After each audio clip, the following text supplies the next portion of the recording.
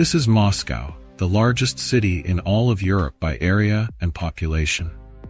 As the political heart of Tsarist Russia, excluding the period of Peter the Great, the former Soviet Union, and now the Russian Federation, Moscow carries with it a rich and long history.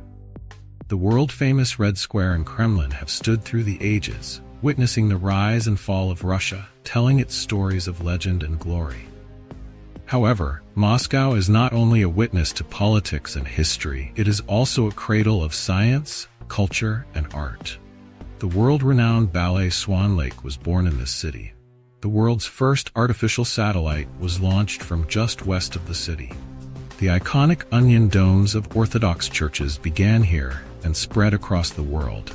And the city is dotted with a variety of strange and whimsical spires, which emerge from Moscow's skyline like a scene from a fairy tale, earning it the title of the City of a Thousand Spires. So what kind of city is Moscow really? What sights are worth seeing? In this video, let's explore the capital of Russia, Moscow. Moscow is located in Eastern Europe, on the western side of Russia, and is the largest city in both Russia and Europe. It enjoys a moderate continental humid climate, and although winters are long and cold, the Atlantic Ocean sends warm currents here, giving Moscow milder weather than other cities at the same latitude. Moscow is also the largest city near the Arctic Circle, with a population exceeding 10 million. It is named after the Moskva River, which runs through the city.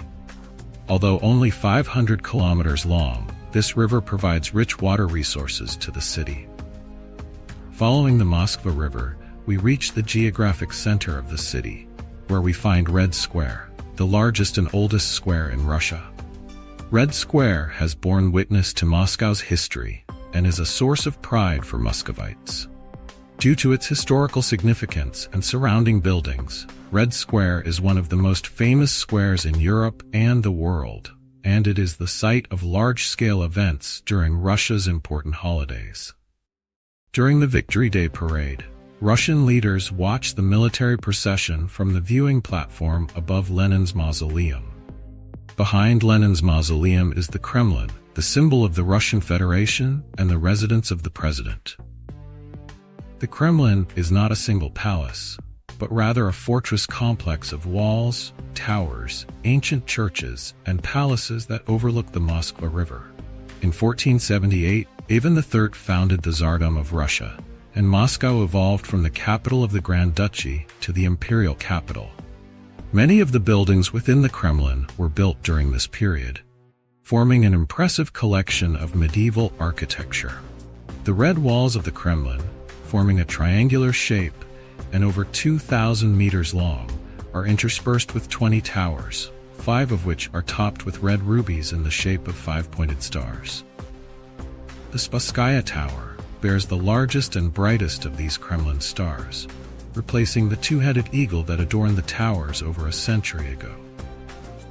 The main building inside the Kremlin is the Grand Kremlin Palace, completed in 1849, which once served as the residence of the Tsars.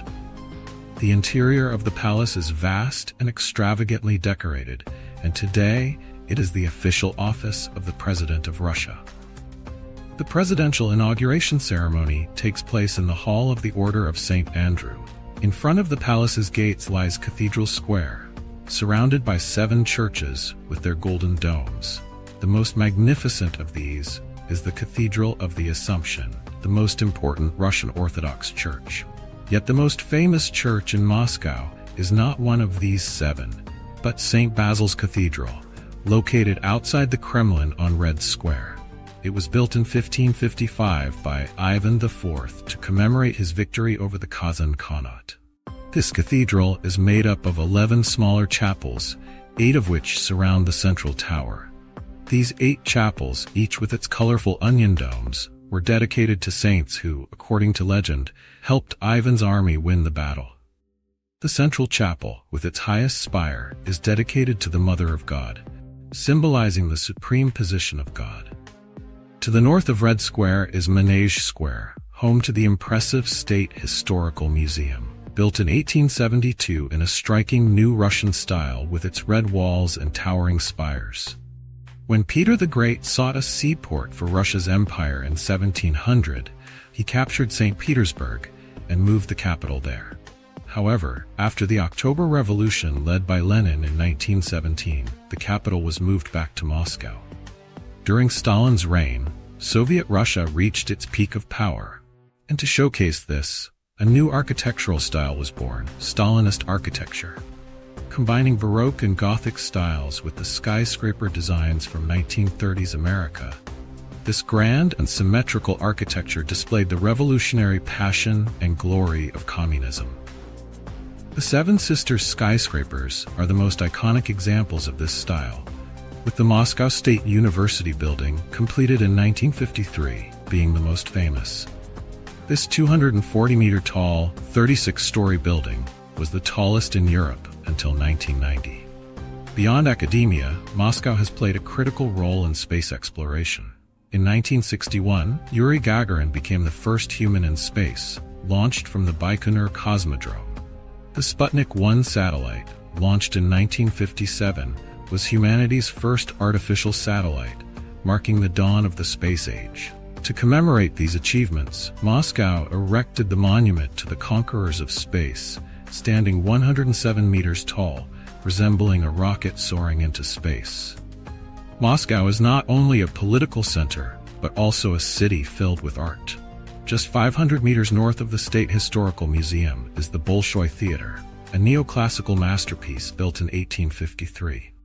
Its massive columns and intricate Greek mythological reliefs make it a grand sight, while inside, its opulent decor creates a regal atmosphere. The Bolshoi Theater is the heart of Russian ballet, and it is where the world-famous ballet Swan Lake was first performed. Moscow's subway stations are also works of art, with 44 stations listed as cultural heritage sites. Each station, designed by individual architects, features marble walls, intricate sculptures, chandeliers, stained glass, and mosaics, transforming the metro into a series of underground art galleries. Finally, Moscow City, the Moscow International Business Center, represents the modern side of Moscow.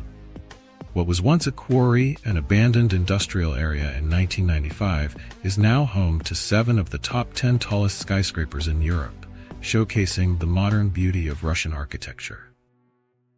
So this is Moscow, a city that pulses with the rich and powerful rhythm of history and bursts with the energy of an artistic capital. Its deep history has become a source of inspiration, spilling out onto the streets and into every corner of the city. Whether you are walking through Red Square or watching a performance at the Bolshoi Theater, Moscow will undoubtedly be an unforgettable stop on your journey. That's all for today's video. If you enjoyed it, don't forget to like, comment, save, and share.